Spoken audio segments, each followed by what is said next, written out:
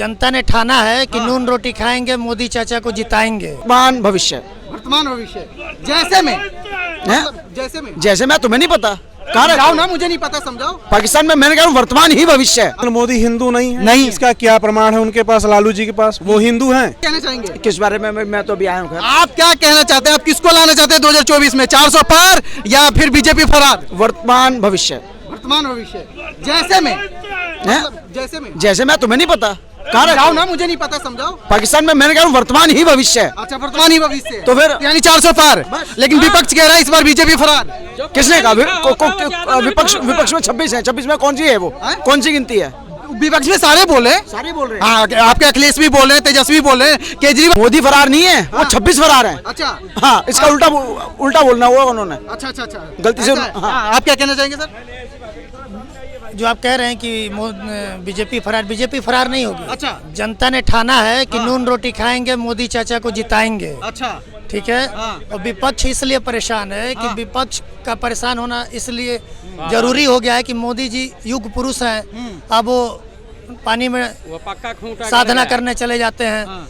अब इनके बस की बात नहीं रही। अच्छा, इन्होंने खूब काजू कोरमा खाए हैं। अब मोदी जी के आने से दाल नहीं गल रही है।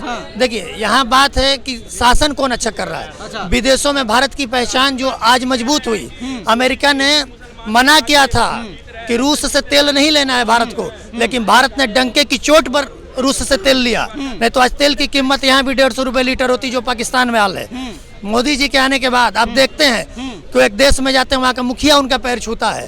ये कोई भारत की बात नहीं है, ये पूरे विश्व की बात है। अच्छा। और जहाँ पूरे विश्व की बात होगी तो भारत की जनता निश्चित रूप से मोदी जी के साथ होगी। और जनता कह रही है कि नून रोटी खाएंगे, मोदी चाचा को जिताएंगे। आप क्या कर लोगे? आपने राम का विरोध किया, और जिसने भी प्रभु श्री राम का विरोध किया उसका सत्यानाश हो गया। विपक्ष ने विरोध किया। विपक्ष के एक नेता कहते हैं कि हम सनातनियों की मच्छर की तरह मसल देंगे। अब बताइए उनकी औकात क्या हो जानते हैं? और उनकी माता जी मंदिर जा रही हैं। अच्छा, मतलब ये है यहाँ दोगलापन है। दोगलापन है कि एक तरफ हम विरोध करेंगे, प्रभु को गाली देंगे, और आचार्य प्रमोद कृष्णम ने कहा कि तुम भाजपा से तो लड़ सकते हो, अच्छा, लेकिन सनातन और श्री राम जी से नहीं लड़ सकते हो।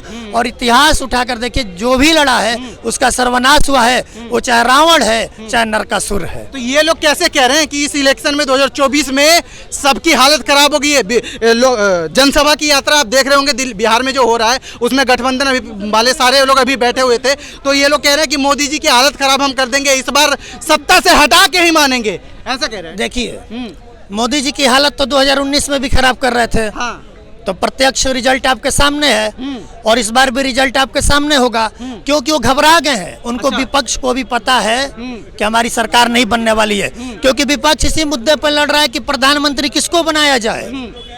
अब कहते हैं, किस्सा है कि अगर एक मठ के अगर जोगी बन जाए ज्यादा लोग तो उसका उजाड़ होना निश्चित है।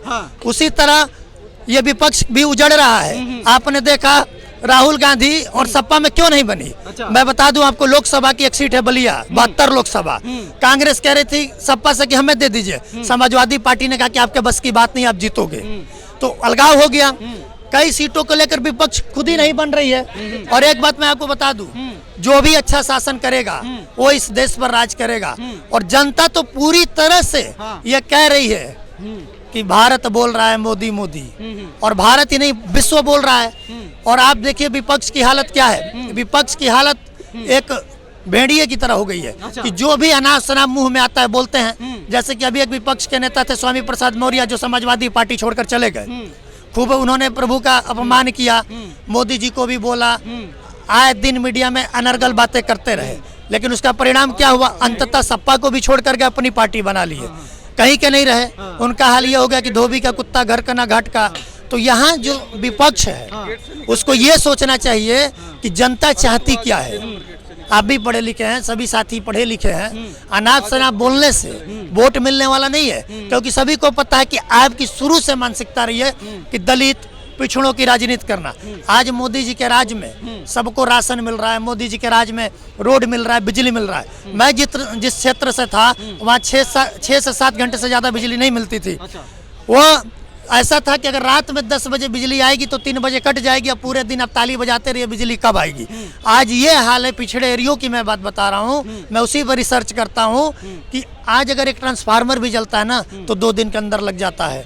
आज आप रोड देख लीजिए, पूर्वांचल एक्सप्रेसवे देख लीजिए, एम्स देख लीजिए, अभी सोनीपत में सबसे बड़ा हॉस्पिटल बन रहा है। ये कोई मेरे लिए थोड़े नहीं बन रहा है, सभी जनता के लिए बन रहा है। ये तो हमारी मानसिकता है।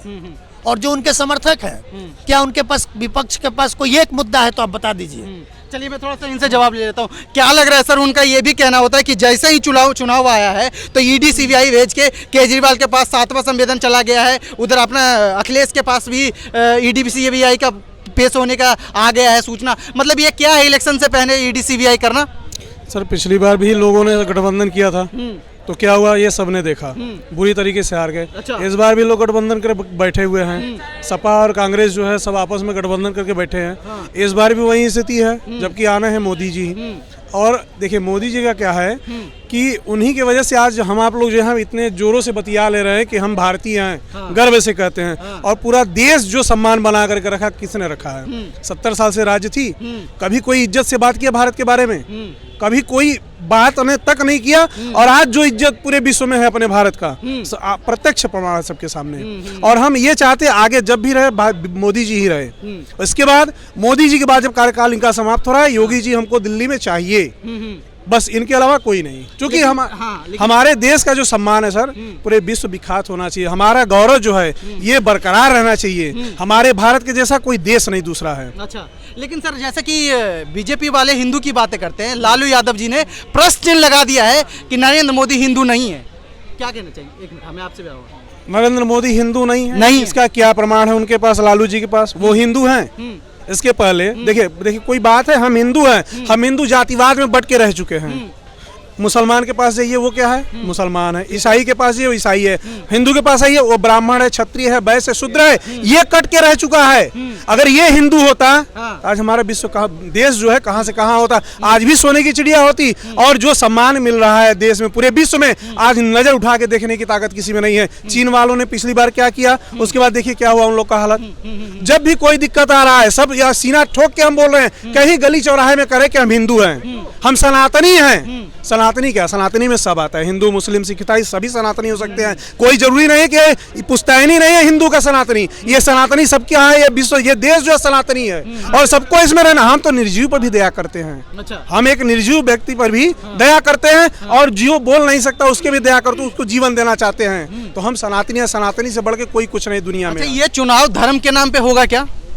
ये देखिए अपना रोटी सेकना है, समझ रहे हैं। आज लोग अगर ये पहले से ये जो था कि जातिवाद बना के रखे हैं, अगर ये नहीं होता, आज हमने देखा थोड़ा रामायण का था तो सभी को पता है कि निखाज राज जी जब ये रामचंद्र जी छोड़े अपना नगर तो निखाज राज जी अंत तक रहे साथ में।